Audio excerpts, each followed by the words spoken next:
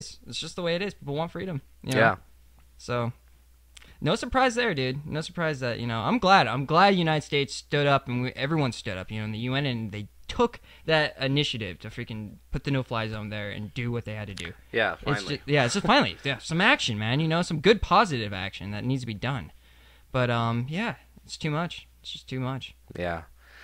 Well, because of all this, though, Gaddafi has still said that, they want to have a very long war and there's going to be lots of bloodshed. Oh, my goodness. And on the news that we're seeing right now live, that you can see on the CNN website, is that new reports of airstrikes in Libya.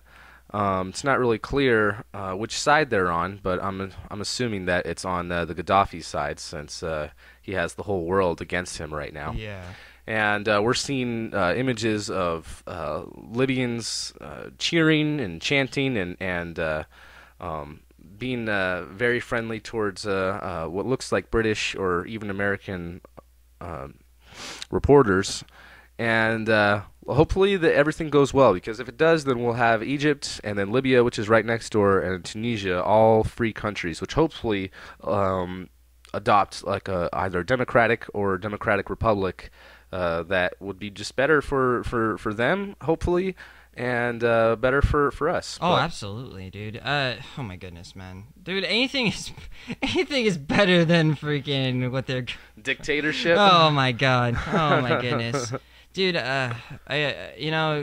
look at that region of the world, and you just realize how. I don't mean to come off as like this over patriotic douchebag, but I mean you realize how good you have it in America. America is a wonderful place because you can really say whatever you want. You can really express yourself. And you think about places in Libya, they kill you, for dissent. No problem, man. It's just like you say anything bad about any member of the government or anything in general about the government, they'll take you and kill you. God, man. Oh, dude. And it's not just Libya. There's lots of places around the world. It's not just Libya. Oh my goodness, no. I could start, Yeah, let's not even start on that. Let's not go down that list. That's a whole nother show. Yeah. We could do freaking communists. We could do freaking dictators around the world. It would freaking be beautiful. It could be at least a freaking half-an-hour show. It would be nonsense. Oh my goodness. Well, we're going to take a break real quick, and when we come back, we're going to get on a little bit of the lighter side of things. Yes. We'll be back. Entertainment. All right, and we're back. We wanted to talk about Japan and some of the things that were going on over there, and we promised you a lighter note, something a little bit more of a positive story, and it is. You all know that there's been this horrible earthquake and tsunami over there, and they have just been showered with aid from people all over the world. So much support that's come through for Japan, which is amazing, and it really shows the power of people. When it comes down to it, if you just donate a little bit, you can help so much. Oh yeah. And it's just dude, it's in case. I mean, as much as a horrible situation is going over there, the aid that's been flooded over there has been helping numerous people, man. Oh yeah. They've been getting food, supplies. They've even gotten a little bit of electricity started back up in a few select spots. Yeah. And not only have they been getting, I think the most important one that they've been getting aid from is China. China is Japan's sworn enemy. They have been for, I don't even know how, hundreds of years. Yeah, forever. Yeah. And China came with aid. Not only did they have food and supplies and medical supplies and all that sort of thing, they also were donating money towards the Japanese to be able to help, rebuild their society. And I think that this is a good step forward into hopefully peace among all the Asian Union. Oh, absolutely. Or Asian countries. Yeah, it's crazy how there is so much animosity between those countries. I mean, I understand, all the imperialism that has existed there, but yeah, it just shows people are growing, man. It just shows it.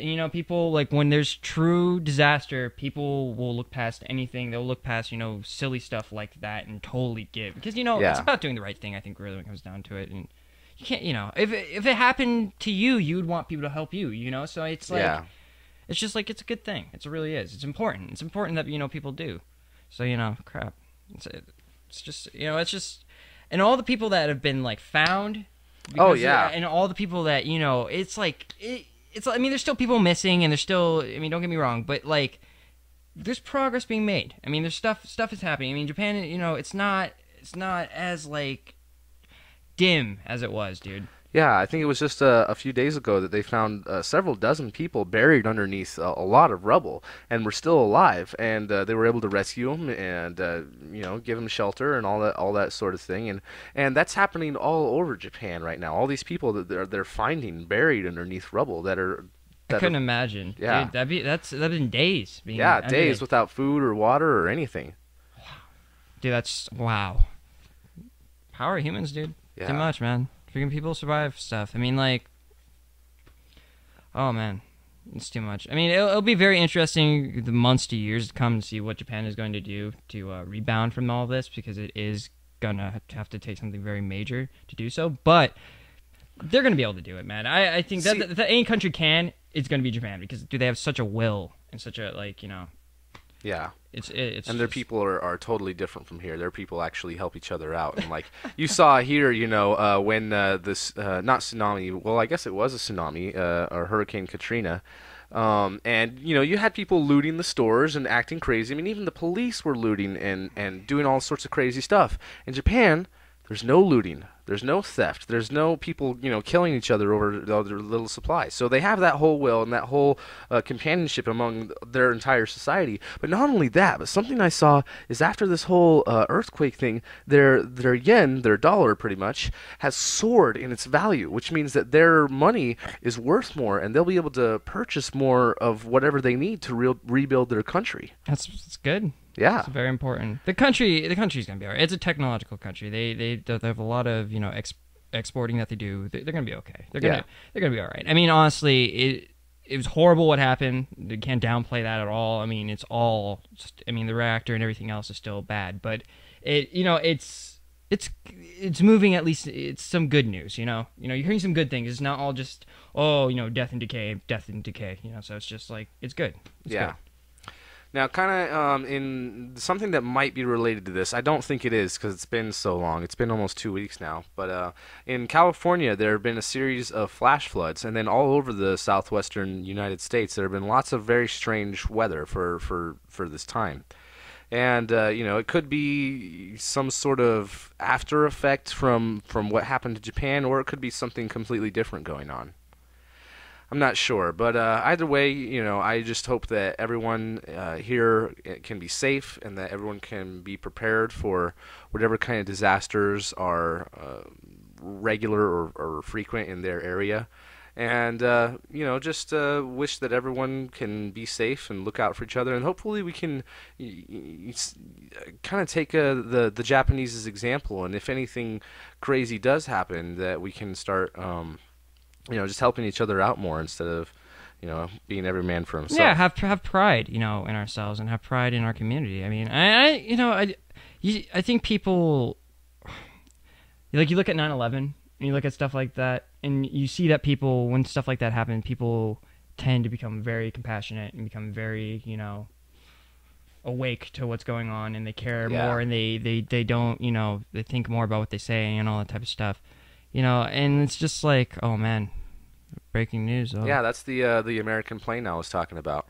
We're looking at images of the American plane that crashed in Libya and the wreckage there.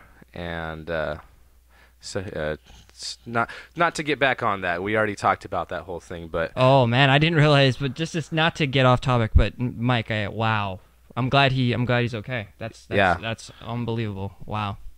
Yeah. But something that we wanted to start doing on this show is we're a big fan of movies, and something that we are not a fan of is terrible sequels. Shitty fucking sequels, man. To be exact, and that's going to be the name of the segment. In fact, it's going to be called Shitty Sequels. That's right. And we're just going to talk about all these different sequels that have come out that have ruined the franchise for us. A lot of us, we liked Ghostbusters 1. Did we like Ghostbusters 2? I didn't. I didn't. Even when I was a kid, I knew there was something up with that movie. So, I don't know. But yeah. That's not the movie we want to talk about tonight. No, that's not. Kyle, why don't you tell them what we're going to be talking about? I think a movie that we're going to talk about tonight is going to be Rush Hour. Rush Hour. The Rush Hour 2. Rush Hour 2. In the Rush Hour series, I loved Rush Hour 1. Oh, me too. I thought Rush Hour 1 is a great great comedy. I cannot remember, and forgive me, everyone on the internet, I cannot remember the name of the black actor, but I remember. Oh my God, Chris Tucker. Chris dude. Tucker. I'm sorry, Chris Tucker. I'm a horrible guy. What the fuck you talking about? But Chris Tucker, oh my God, dude, his comedy in that is unbelievable. And then you watch the second one, and it's almost cringeworthy of how bad is. Oh my God. Yeah. And did you know about the thing that he did with Rush Hour? He demanded $20 million for every sequel afterwards. I would too. I mean, the first one was like what? Like, I mean, for Chris Tucker anyway, that's kind of like a masterpiece. That is his masterpiece. I mean, I guess you would have to say it is. I mean, but it's kind of blackballed him in Hollywood, man. Because now a lot of people won't work with him now because he has this ridiculous rate, this height of level that he holds himself to that maybe he's not necessarily at. And it's just, I mean, this movie shows it. I mean, this movie is complete garbage. I mean, from beginning to end. I mean, it just seems like the plot was very quickly put together. I mean, how long did they take trying to write this script before they started filming the movie? A month?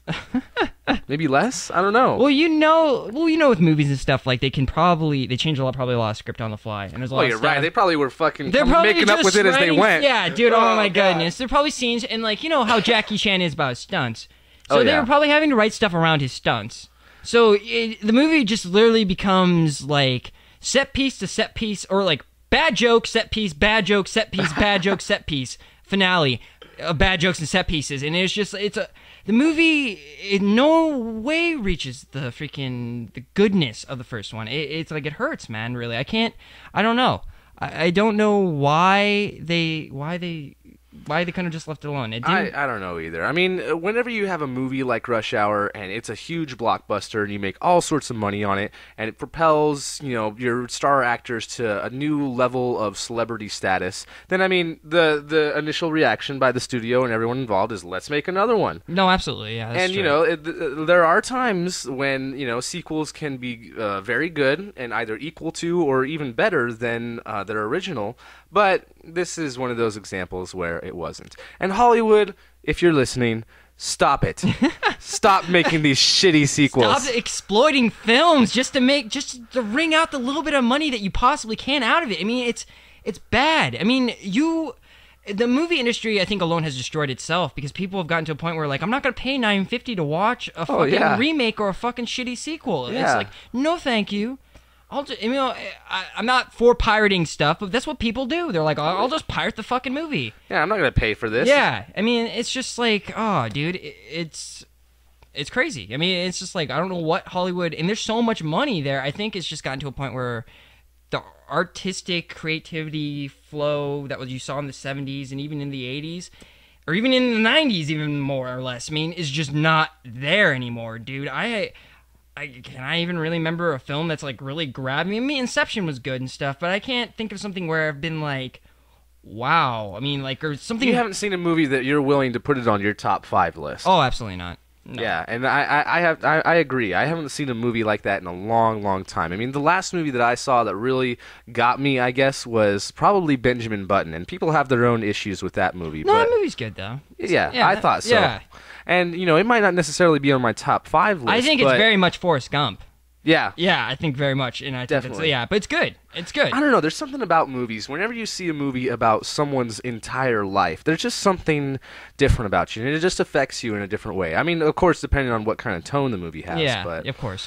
But that's not what we're talking about. We just want to get out there that these shitty sequels need to stop being made, and we are going to campaign against this, and we're going to have a section every episode where we're talking about these shitty sequels and why they're so shitty. We're going to be relentless on you guys. It's not going to stop. Yeah. And we have a few future plans with that, too, but we're not going to ruin that surprise now. Oh, no, definitely not. But unfortunately, our time is coming to an end, so I am Mike. This is Kyle. And we will catch you next time on Random Shit.